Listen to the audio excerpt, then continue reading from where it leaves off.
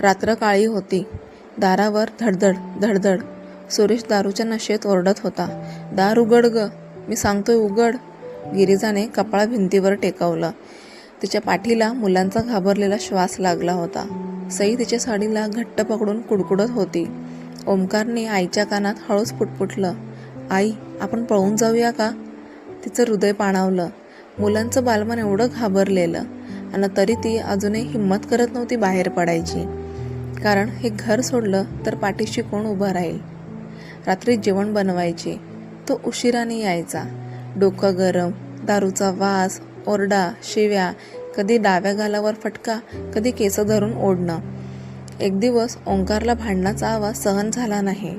तो थरथरत आईला म्हणाला, आई, तू बाबाला माफ का करतेस रोज? माझा जीव घाबरतो. तिची छाती फाटली.